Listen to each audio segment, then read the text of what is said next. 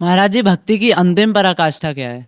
भक्ति की अंतिम पराकाष्ठा जब भगवान की दर्शन की भी चाह नहीं रह जाए, भगवान की भी चाहत खत्म हो जाए, हमारे जो इष्ट हैं उनकी साक्षात्कार की भी चाहत मिट जाए, तो भक्ति की अंतिम पराकाष्ठा है।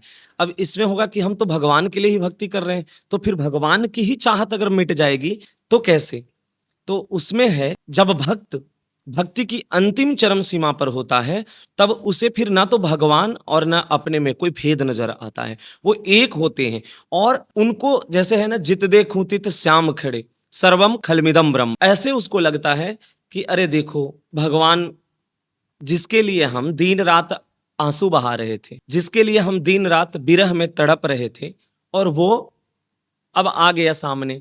तो जब सामने आया वो एक पल के लिए है, पर भक्ति जो है वो एक पल की नहीं है। भक्ति तो पूरे जीवन की है। पूरे जीवन समर्पित कर दो जिस प्रभु के लिए, जिस ईश्वर के लिए, जिस इष्ट के लिए, और उस भक्ति में, उस मिलने की चाहत में किसी व्यक्ति को देखो, किसी, ये संसार की भी बात है, जब कोई व्यक्ति किसी से प्रेम करता है तो उससे जब तक वो मिलता नहीं है तब तक उसके लिए बहुत तड़प उसको होता है, खूब तड़पता है, खूब खूब इंतजार करता है, पर वो जैसे ही आ जाता है एक पल तो खुशी होती है, उसके बाद फिर से वो सब जो है। पर ये संसार के, भगवान के लिए ऐसा नहीं है। जो प्रभु के मिलने के बाद तो आनंद से पर रसिकों ने ऐसा कहा है कि जो हमें, जैसे गोपियों की हुई, अभी पहले हम जैसे इसमें बता देते हैं, जब गोपियों की, जब उद्धव जी पूछते हैं गोपियों से कि क्या तुम श्री कृष्ण से एक बार अगर मथुरा में मिल लोगे तो तुम्हारा ये जो रुदन है और विरह है वो बंद हो जाएगा? तो गोपियां क्या कहती है, अरे एक पल क्या उद्धव, आप देख नहीं रहे हो कि हमारे हृदय में बसा हुआ मेरे श्याम है, जिधर देखो जिधर श्याम सुंदर ही है। एक पल क्या, यहाँ एक पल अलग नहीं होते हैं हम श्याम सुंदर से, और तुम एक पल देखने की बात कर रहे हो। तो फिर विरह, तो फिर क्यों ऐसे तड़प रहे हो तुम लोग, क्यों क्योंकि जो विरह में आनंद है, जो पाने की चाहत में आनंद है, वो मिलने के बाद, पाने के बाद आनंद नहीं है किसी भी वस्तु को। जैसे किसी को संसार के देख लो, संसार में किसी को कोई बहुत ही कीमती वस्तु अगर उसको पाना हो, जैसे कोई मान लो बहुत महंगी गाड़ी खरीदना हो, तो वो खूब पहले कितना उत्साहित रहता है, खूब वो उसमें एकदम 1 महीना 2 महीना जितना उसको इंतजार हुआ उतना दिन एकदम बिल्कुल बेचैन रहेगा। जैसे ही वो गाड़ी खरीद लेगा, देख लो दूसरे दिन से उसकी, क्योंकि उत्साह ही गायब हो गया।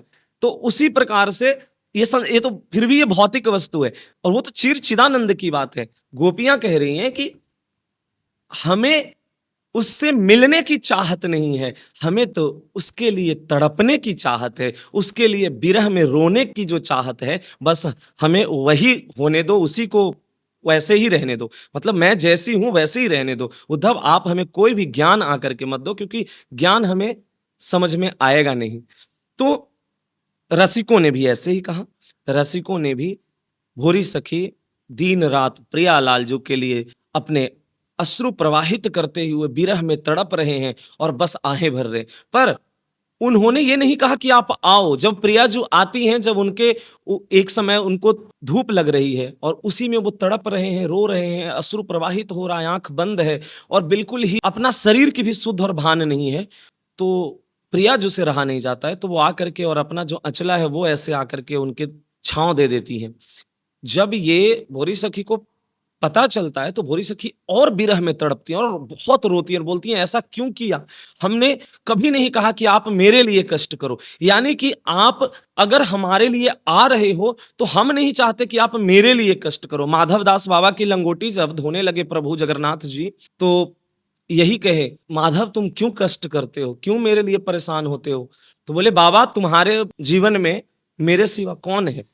तुम दिन रात मेरे लिए अपने जीवन को समर्पित कर दिया है, तो मैं नहीं अगर तुम्हारे लिए ये करूंगा तो कौन करेगा? माधव दास बाबा कहते हैं कि नहीं, तुम्हें, हम तो तुम्हारी याद में, तुम्हें चित्त में बसा करके, जो तुम्हें हम चित्त में बसा करके जो तड़पते हैं, रोते हैं, उसमें जो आनंद है वो बाकी बाकी किसी चीज में आनंद नहीं है। हम तो यही संतों के मुख से, रसिकों के मुख से, और जो कहीं भी पढ़ा और सुना, उसमें यही रहा कि प्रेमियों को भक्ति की अंतिम चरम सीमा पर भगवान की पाने की भी चाहत खत्म हो गई, पाने की चाहत मिट गई। यही भक्ति की अंतिम पराकाष्ठा और भक्ति की अंतिम जो है ऊंचाई है।